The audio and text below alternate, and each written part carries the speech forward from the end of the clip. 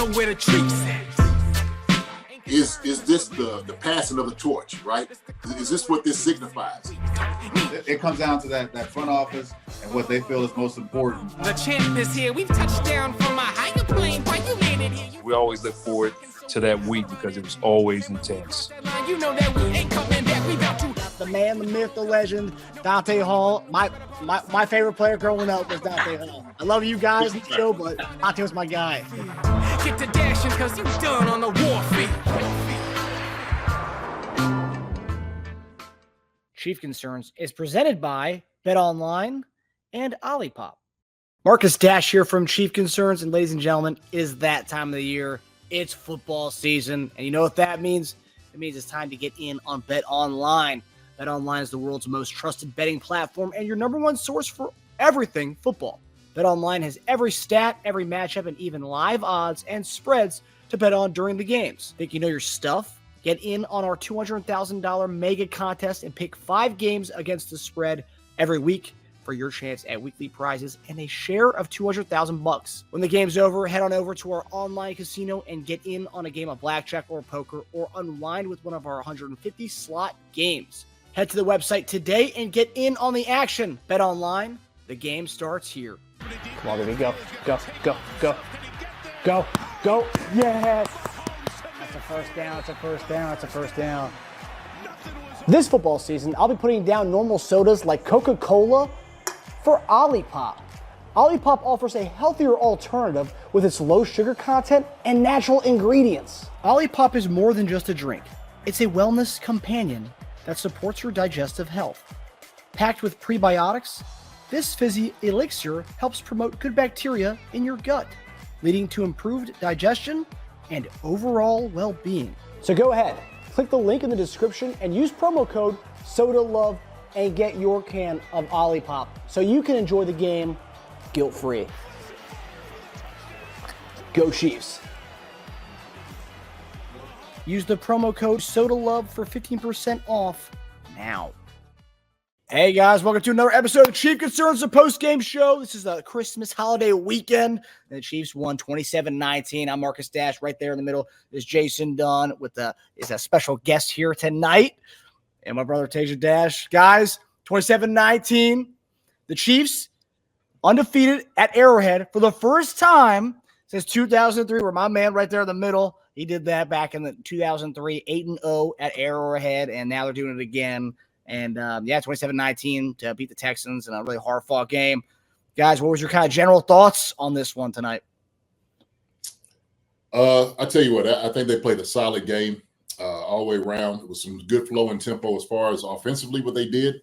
And they protected Patrick. They gave Patrick some time to throw the football.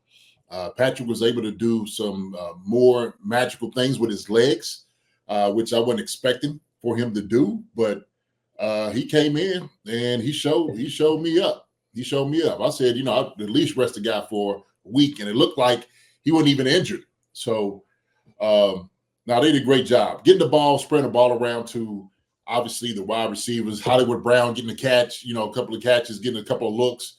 It's beautiful to see D-Hop making a beautiful catch on the sideline. Xavier Worthy getting involved. Travis Kelce, Noah Gray. I mean, you name it. I mean, Kareem Hunt, Pacheco. One little thing we'll talk about it, obviously, that third and fourth down with Pacheco, right? Situationally, maybe Kareem Hunt. But we're going to be easy on that, man, because we got the win. Defensively now, offensive line did a great job. And so we seen YJ Morris come in for Jawan Taylor, did a tremendous job on that side. Joe Thuney looking as credible as ever. Defensively, we got after it. We said Stroud had to have some pressure on him, and they delivered. They delivered that. And sometimes we got home with 4, getting some pressure. Menahu, Chris Jones, and Karlaftis, take it easy. And so everything was good, man. Everything was good. Solid on the back end. A couple of interceptions. Those guys was going there, ball hawk, like Justin Reese said. I think he had a pretty good game. The 3rd and 15, obviously, was the one that was kind of shaking your head a little bit. But somebody's supposed to be in that area. I don't know exactly who was. Well, I know who was supposed to be in that area when I looked at it. But I'm just going to leave it there because when you have 3rd and 15, somebody is definitely supposed to come in that flat. But other than that, man, played an excellent game. we wanted that win. It's against a huge Houston Texans team, and I just want to say, man, prayers up, man, for Tank Dell. That's it. So,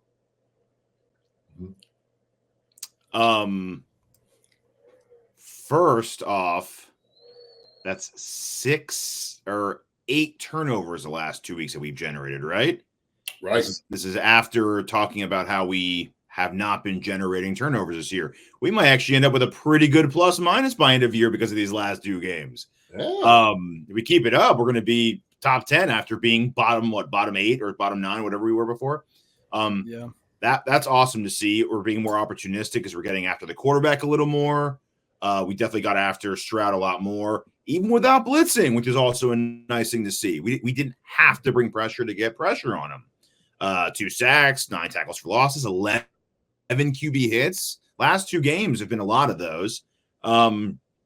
Offensively, I think we're getting closer to seeing what we expected to see when the season opened.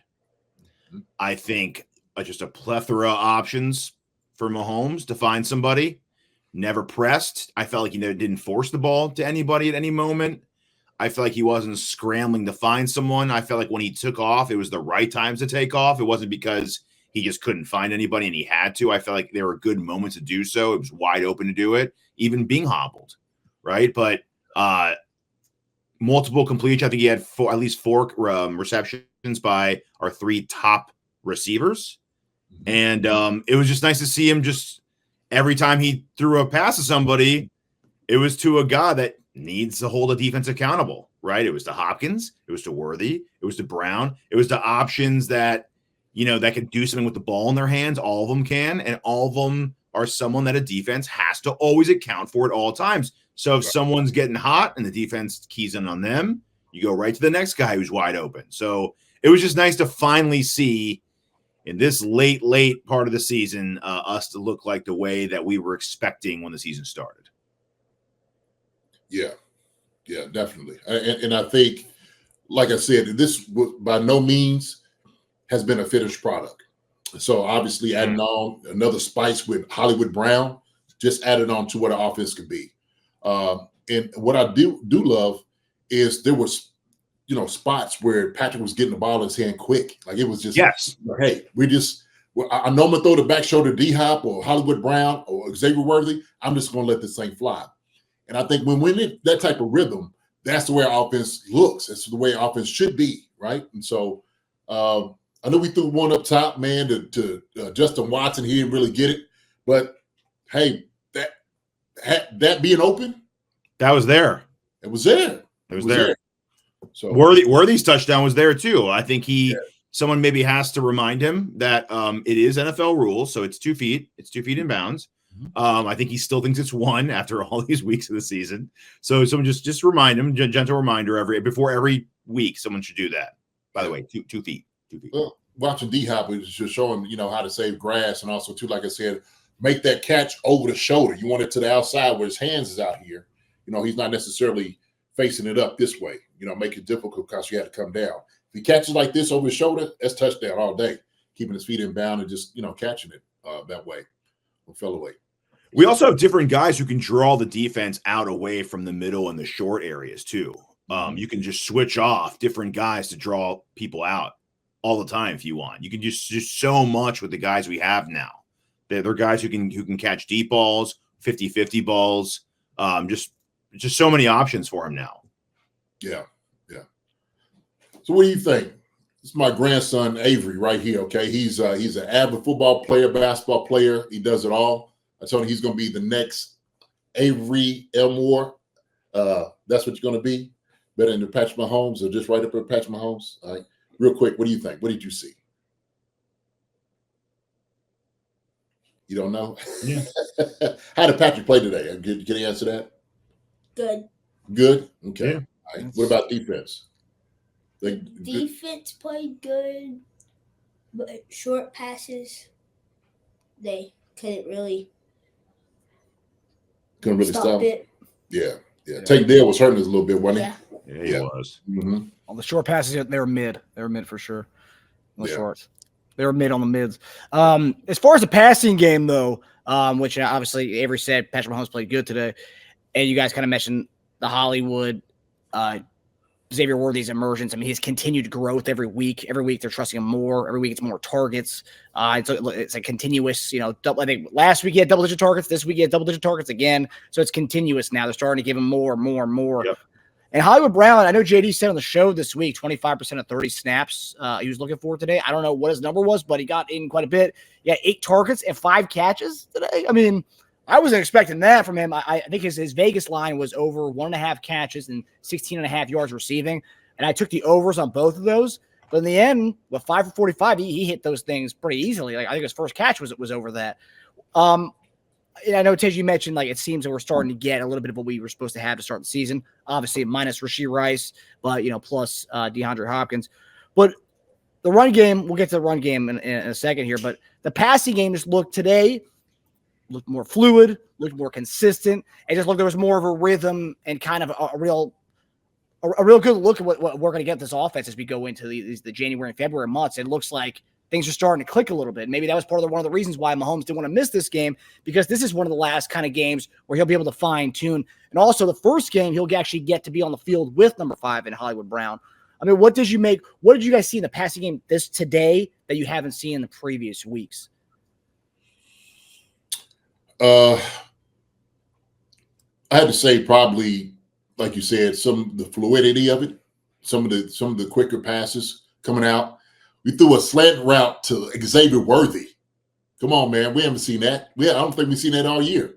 So that's something different we haven't saw or haven't seen, obviously. And then, of course, like you said, Hollywood Brown, who has the ability to do it all, right? Threw him a wide receiver screen, try to go deep, back shoulder. And they're just this much away from understanding. And I know Pat was sitting there thinking, like, Hollywood, I'm trying to hit you at back shoulder. He's like, I got it. Like, next time, he won't miss those. But also, too, you didn't have to put it all on Travis Kelce. You didn't have to put it all on his shoulders. Yep. You had to find him and like, oh, my gosh, and then also, too, what we started seeing, we seen Pat start getting the ball to the running backs. Maybe a little late, on the flare passes and the flats, but he still got them down there to him.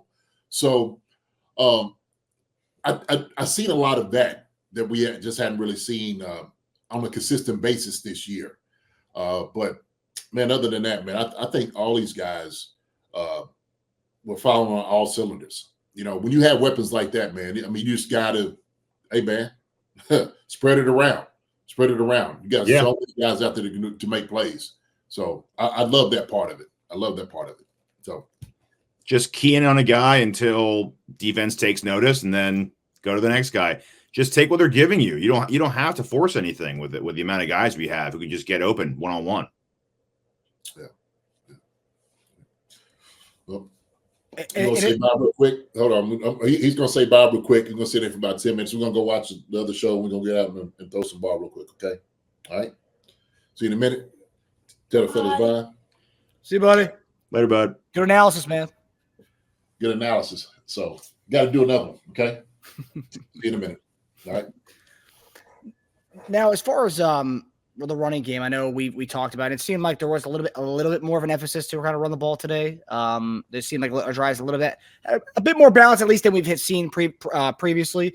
But Kareem Hunt, it was a guy who was getting the ball 20-plus times coming off the couch, 20-plus times in 4 straight games when Pacheco was out. And then the last few weeks when Pacheco came back, kind of seen a little bit less of Kareem Hunt. But today we saw a little bit more of Kareem Hunt, and he looked fresh today, 11 for 55. He looked phenomenal today. And you saw Juju blocking his butt off on the outsides. I know we talked about the pass catcher, but Juju's blocking his butt off on the outsides. It seemed like when Wanya Morris came in, we saw a little bit more of the rushing attack. To try to make things easier for Wanya, who hasn't played the right side since college. He comes out there and looks fine at the right side spot today when Juwan Taylor went out. But I got to say, I did like what we saw from Kareem Hunt. Maybe not so much from Pacheco today, but, it's situationally and personnel groupings. I think and based on game to game, like we've talked about in the past on our show, where JD said maybe not so much that Montgomery and Gibbs kind of a template, but kind of going with how the game flow is, how the defense is playing us, and that's how you kind of go with who's going to be the hot hand out of the backfield. What did you guys see from the run game, and what did you guys see from Wanya at the right side in place of Juwan Taylor?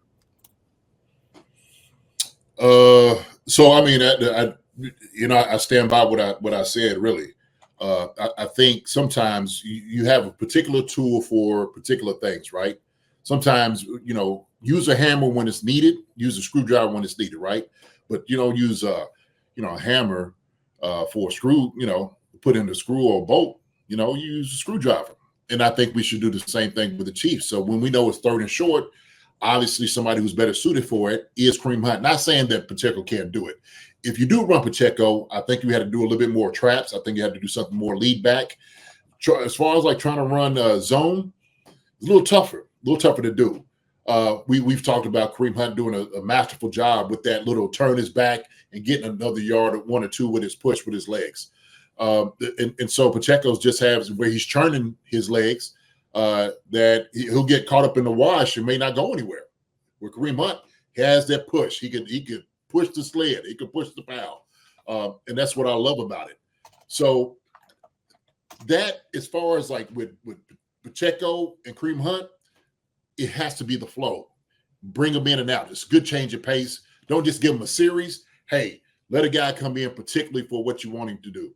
Sanjay Piran coming in, catching the football, doing an amazing job. Amazing job. I said that in our Keys to Victory, man, that Joe Mixon wasn't the guy that was killing us. Sanjay Piran, he stepped again today and showed that. So just the flow of how they use those 3 guys, utilize them, gets them an A+ for me, man. They did a good job with it. Morris, maybe he's a right tackle, not a left tackle. Could be a possibility, right? He did a pretty good job, and he did a pretty good job against a pretty talented end in Will Anderson. So if Taylor is out, it's a short turnaround because Chiefs got screwed on the amount of time we have between games. He'll have to face TJ Watt probably. So another good test for him. They just keep coming, right? But he did a good job. I'm not going to look ahead and worry about the future yet. I love that he can fill in both spots adequately, more the right side than left side. Running game, we actually had worse balance this week than we did last week. It didn't seem that way though, did it? Mm-mm. It didn't. Yeah, this week we had 41 passes to 28 total rushes. Last week it was 38-35. Total, not running backs.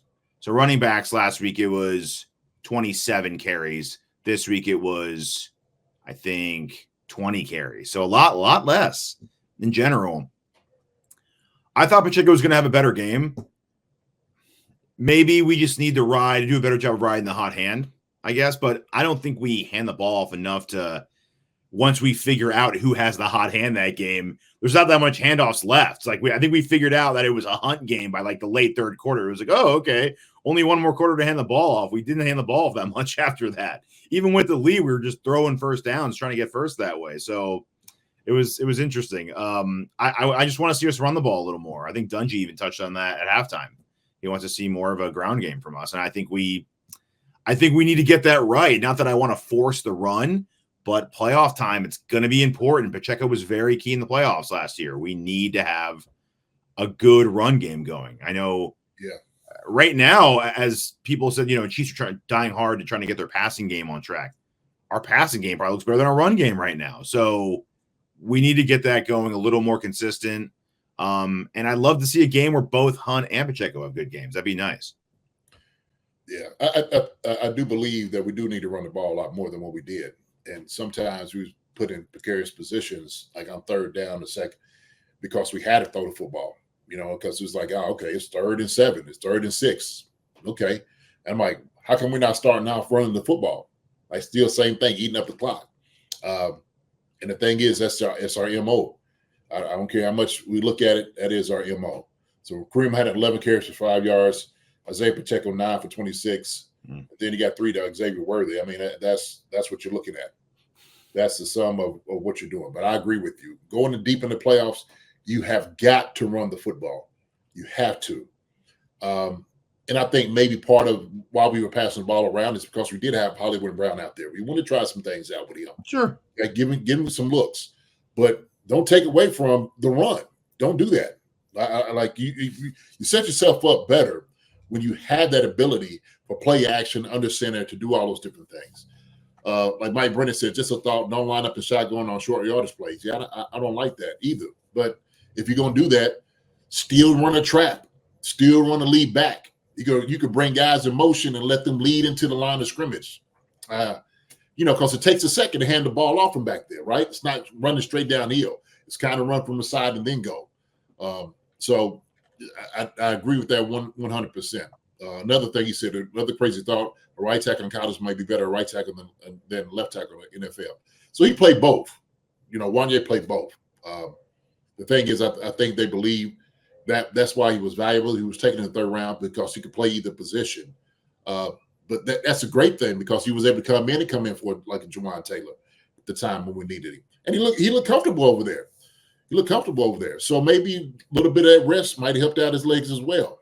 So, there's a lot of different things that you could talk about, those things like that. But yeah, I do believe that part of what we have to do going deep in the playoffs is you have to run a football. And I said you had to run at least 25 plus.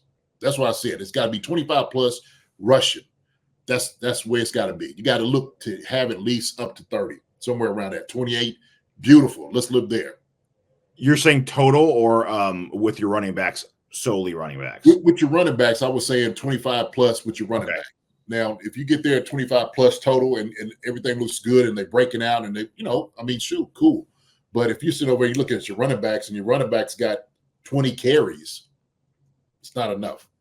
Sorry. With our new partner with Underdog, they'll be matching anyone's first deposit up to $1,000 in bonus cash. All you got to do is deposit $1 and they'll match up to $1,000. Promo code Chief Concerns and click link in the description and you guys can go right to that. But this is the Cruise picks this week. And we went with a 2-pick and with Worthy over 3.5 catches, higher than that. And Kadimi Fairbairn over or higher than 1.5 field goals made this week. And when you're winning. Huh? And when you're winning the game. And you want to burn clock. I mean. Yes. And also too, like kind of what you said, Teja, that the balance wasn't as much as the previous weeks, which we thought, right? And maybe this is because we're shorter passes and also too efficiency. And I'm seeing now from next gen stats here, which is why maybe to our mind we thought we ran the ball more. Mahomes was most efficient in the quick passing game in the Chiefs win over the Texans, finishing 17 of 19 for 155 yards and a TD on passes under 2.5 seconds. Mahomes averaged his fastest time to throw 2.5 seconds in a game since week 4 of 2021. So maybe to our mind, they were just getting the ball out fast. So it seemed like we ran the ball more, which we really didn't. I believe it. Yeah, you could tell. Yeah, that's why one of my bets was the completions. I knew he was just going to go take it, quick hit. And we have the weapons out there to get some yak out of it. You don't need to hold the ball. You shouldn't have to. Mm-hmm. Yeah. No, I liked also seeing that we aren't, just because our starting running back came back from injury, we aren't kind of like, oh, that's our guy. We're gonna run Pacheco to the ground. No, if he doesn't got it that day, Kareem Hunt has it that day, and we're gonna give him the more totes, which I like seeing that we kind of are a committee at this point. I mean, it's what it is. It's a committee of those two, and then P. Ryan coming in on third down doing what he does. Do you think we're hurt a little bit by the I know Dooney's doing a great job at left tackle, and I'm glad he is. Do you think we're hurt by the Caliendo switch at left guard? Because our interior is supposed to be the strength of our line, but when you take an all-pro and you exchange him with a back of left guard, things are going to go down a little bit, right? You talking about as far as like the running game? Yes. So I'm going to say this, and this might be an unpopular opinion. I'm just talking about from what I see, grading and whatnot. We've been just about average with Joe Tooney in at guard too. Hasn't really mattered that much. Creed and Trey has been struggling somewhat in particular games this season, and I've seen it. Buffalo was definitely one of them. Denver was another game that they were just there were some guys out there who just kind of there's manhandling them, to be honest with you. So that's my assessment of it. What I see, that we just been somewhat average, and we haven't been like that top of the line blocking like we should. And I think those guys understand that. but it's not hard to see. I mean, it's out there on film every single week. So even on kick-out blocks, we haven't been rooting guys out. We haven't been really getting up underneath chins and pushing guys out, opening the lanes. It hasn't been that, has it? So I think the part of that, Teja, is because when you start looking at, the average yards per carry, I think it's an indication of it as well. So there's been some tough boys, man, that they haven't played against the defensive tackle. There have been. We played against good D lines, but yes. Man, a 3rd and short and a 4th and short up the gut, and you can't get it. That's not good. That's not good. You got too much money up front, man. We got too much money up front. Yeah, well, that play in itself, like, don't run zone with Pacheco to get that. Yeah, just twice, in 2 times in a row. Come on, man. Like, somebody should have. Hold on, time out. How come Kareem ain't in there? How we not running a lead? Or we're not having anything? So. I just think that a better play call in that position could have worked, and we just it seemed like we didn't have anything. Yeah, I was like, what? We're on the same thing. So I saw a stat last week that apparently I'll have to find it, but on like 3rd and 2 or 4th and 2 and closer, Kareem Hunt had I think he only was like 13 of 14 going into this game. Like on rushes to convert first downs on 13 and 14 or something like that, some crazy number. Yeah. And well, those stats are there for a reason. Just go give Kareem that role. You don't need to run Pacheco on those. And it seemed like after Pacheco got stuffed on that, we saw a whole lot more of Kareem. It was almost like Pacheco got punished for that, and they gave more totes to Kareem after that, which I don't think they punished him for that. But I'm just saying, it just felt like we saw more Kareem after Pacheco got stuffed on that, because it just seemed like this was a game. This is a D line that maybe benefited Kareem Hunt's rushing style more than Pacheco's in this game. And that's okay. That's one of the good things of having a split backfield like this. Well, shoot, put them both in the backfield. You know how they do the set when the power I set with them two both in the backfield? That's always tough. They do a little dive or whatever, move the chains, because you don't know who's going to get the football. So, like you said, you can do the split back flow, right? One go one direction, other go different direction. Yeah. Yeah. You could also do the full house formation with Mahomes, and then you have Pacheco and Hunt, and then P. Ryan behind them. You can do that. I mean, we have really 3 talented running backs. Which, I mean, not a lot of teams can go 3 deep like that. 3 experienced veteran type of guys too. Not a lot of teams can do that. Usually, teams' 3rd running back's a guy who's an undrafted guy who's a rookie or in his 2nd year. Usually, not a guy like P. Ryan who's spry and has been around the block a time or two. Right. So going to the other side. Well, actually, also, I do want to ask, because you mentioned Joe Thuney in your opener, JD. Mm-hmm. Based on what we've seen, so this is 2 games now of Joe Thuney at the left tackle spot. We saw 3/4 of a game with DJ Humphries at left tackle. We saw pretty much the entire season with Wanye. From what you've seen the last 2 games with Joe Thuney at left tackle and Humphries, we don't know when he's going to come back from his hamstring injury. Do you think at this point it's safe to say, you know what? Let's just keep it the way it is for right. Just keep it the way it is. No. No. DJ Humphrey, he's better suited for it. I mean, he's a legit left tackle. Tooney's done a great job the last 2 games. Exceptional job. I just think that Humphreys would do a much better job. Longer arms. Caliendo has been doing a tremendous job right and left guard too. I'm not taking anything away from him, but at a certain point, what I did see this week, okay, and thank God we got the ball out quicker. That there's a couple times they run on the inside on Joe Thuney, and he kind of let that open the inside up somewhat. So I was watching him. I was watching his pass sets, how they were attacking him. Myles Garrett started to go right down the middle on Joe Thuney. So I said this, you'll start seeing teams are going to start playing this kind of like Cleveland was, like that cage rush, like keeping him inside Patrick Mahomes so he can't go anywhere. If you want to be effective against the Kansas City Chiefs, that will be your best bet. Cage rush, and then have somebody probably spine pat, and then let everybody else around you beat you. Yeah. I hope DJ Humphries comes back sooner rather than later. Hopefully this hamstring injury clears up fast. Yeah. Okay, so now going to the other side of the ball. You guys both mentioned it in your openers. Third down, it seemed like 3rd and 15. It didn't matter to Houston. They were converting them. Obviously, after Tank Dell went out, it became a little bit tougher for them. But, they were kind of cooking us in the pass game. Very efficient. Tank Dell, Nico Collins, Schultz. They were getting us. And it's also 2 weeks in a row where the number one receiver on the other team kind of did whatever he wanted. Nico Collins this week, Judy last week, having their way with us on the back end.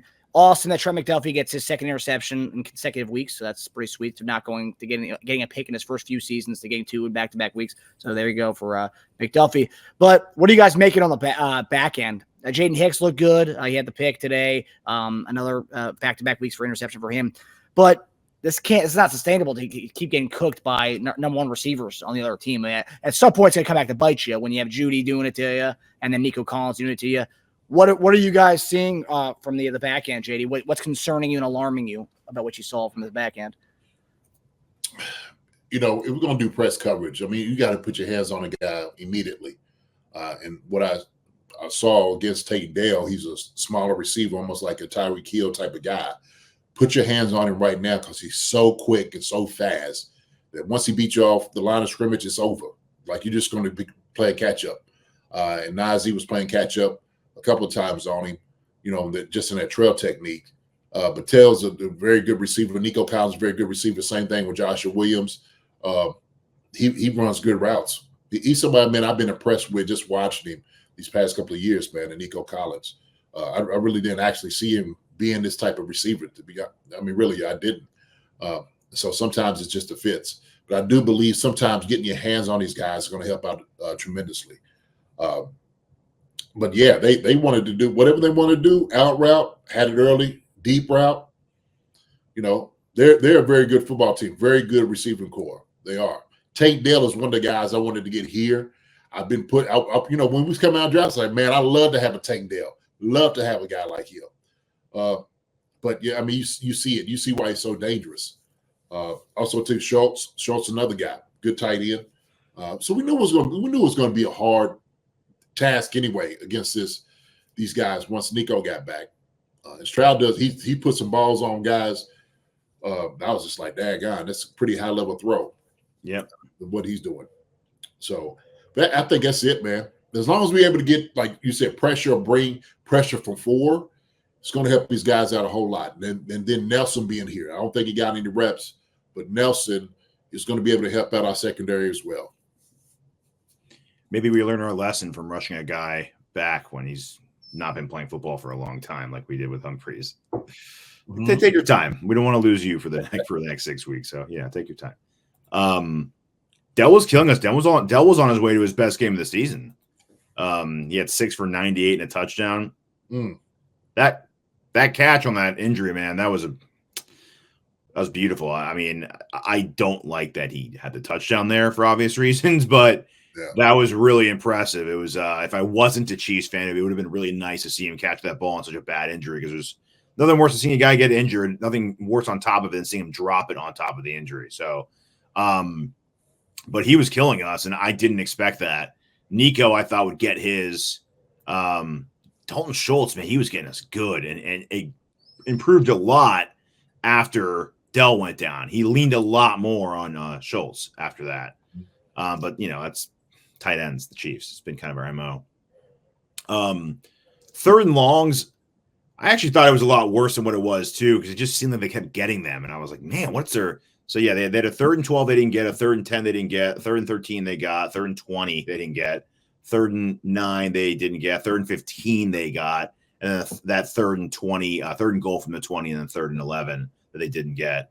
But I feel like, again, he had trouble with 2 high safeties when we can only bring 4. When we had a lot of guys back there, it was just harder, and he was having to thread the needle on those.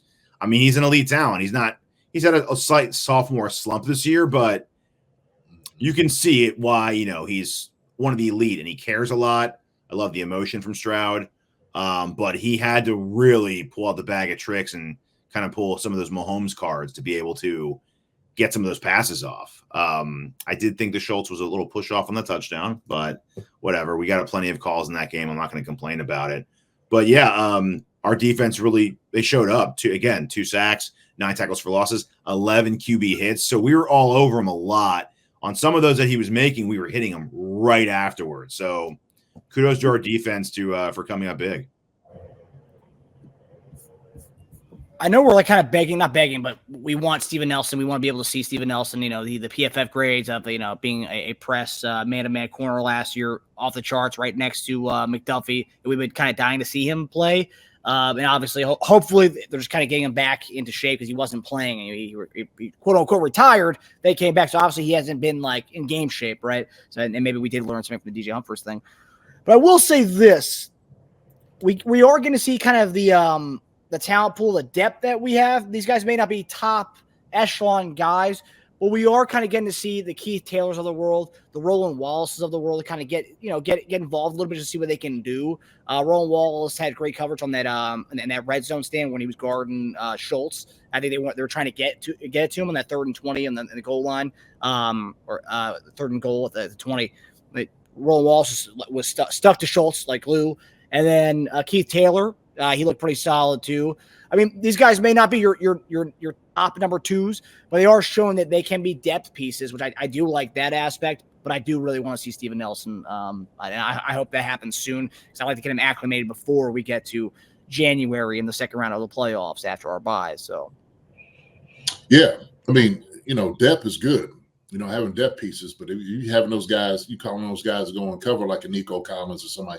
That's going to be a little tough. We seen that earlier this year. Yeah. We've seen how that's worked. So yeah, getting a Nelson ready, prepared helps unlock Trent McDuffie maybe playing that nickel covered, corner. And so if you have him on the Tank Dell or somebody of that nature, yes, now you can kind of negate that. That's what that's his specialty. That's what you want him for. Just because he has such a great feel of guys running routes.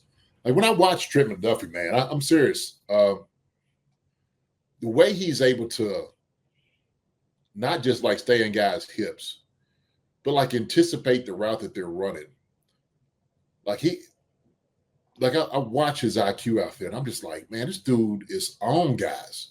Like he's just on them. Like he's running step by step, like he's just in pace with them.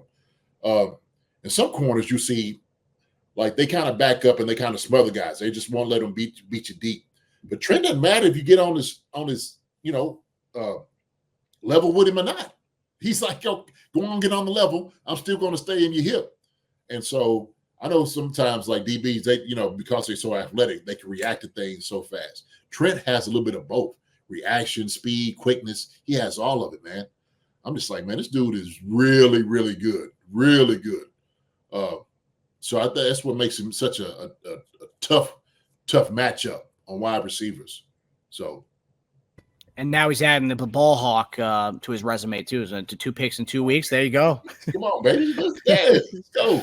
Imagine going into last week taking his under 1.5 interceptions for the season. You felt so good. Like, no way he gets 2 the last few weeks. He gets 2 weeks in a row. Mike Brennan, our guy in the chat, I think he took that bet. Remember when we talked about that preseason? I think he was going to take that bet. He's been called for all week or all season long. Every week he's going to get an interception. So I think he took the over in the 1.5. So congrats, Mike, in the chat there. Jaden Hicks. I know we kind of saw him flying around in preseason. Preseason, right? You can only take so much from it. But you saw the talent was there. Yeah. When we drafted him, a lot of experts were saying, oh, there was a steal, the fact that she's got him when they got him in the draft, the 4th round, I believe. Mm-hmm. Now we see another interception. I think it's his 3rd interception on the season. He had one in San Fran, one last week, and then one this week. What are you making as we've seen Jaden Hicks go from what you saw in preseason, what you're seeing from right now, week 16 of the season? Is the guy that you think, hey, if he continues this, he could be our starting safety next season? Yeah, possibly. I mean, he's gotten better for sure. I think he's still learning. I think he's still learning as far as like where he is area wise and what he needs to cover. So I still believe he needs to get that part of the communication down.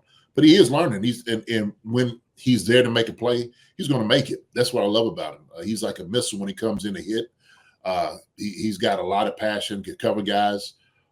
So when he's on the scale, like what he knows what he's doing, the communication is good. He does a good job.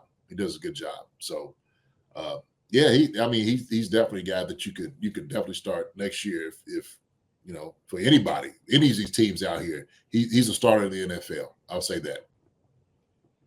I'm glad we don't have to have him have so many bumps too, because we have a lot of safety depth. We can bring him along the right way. That's right. I love that. That's great.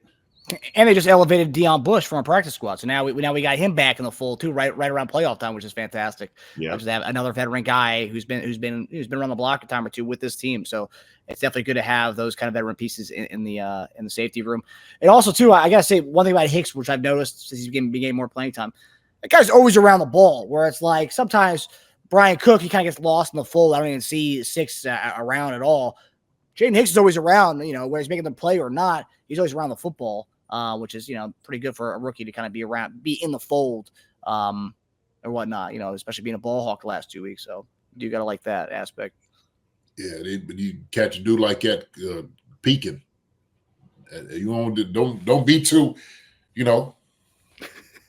to rush to go make a play. That's another thing too, because I'm like, okay, all right, young fella, you got responsibility.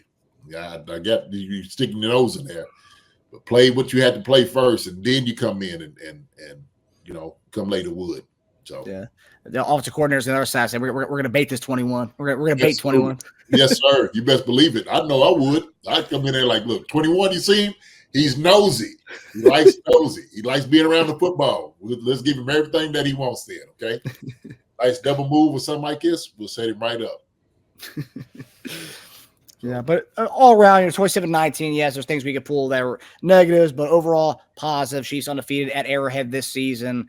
First time since 2003 when our guy right there in the middle, JD, was blocking in the trenches, 8-0 at Arrowhead.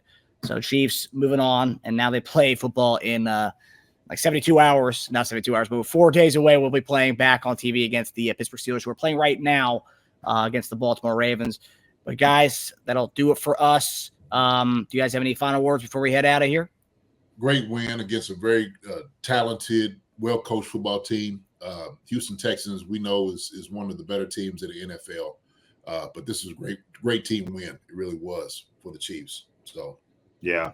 I better hurry up. We have to declare our inactives in like 48 hours. So, but I know we harped on this a lot, but I want to just say again, because I've seen some criticism of him in Chiefs Kingdom this year.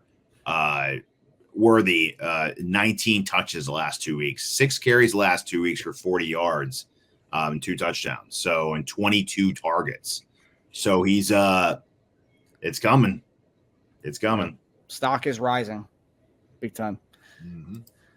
All right, guys. Well, that does it for us tonight. JD and I will be back on Monday for our Monday morning tight end show, which will be grading. And also, we'll be previewing the upcoming game against the Pittsburgh Steelers on Christmas Day. And then we'll be back on Bleacher Report Christmas Day right after the game for a short show on Christmas. You guys will get us for a limited time on Christmas. But yeah, subscribe to our channel on YouTube, Chief Concerns, and get us anywhere you get your podcasts. We hope everybody enjoys their weekend, enjoys the games, the college football bowl games today, as well as this Pittsburgh Steelers and Ravens game today, and then, of course, the Sunday slate in the NFL. We love you guys. We hope everyone has a good weekend. Take it easy, everybody. All right. Later on. Love y'all. See you. Hi, everybody. Thanks for watching. Subscribe here to get the latest from the show. Also, be sure to check out the best clips from Chief Concerns. And if you prefer to listen to the show, subscribe and follow us on Apple Podcasts, Spotify, and anywhere else you get your podcasts.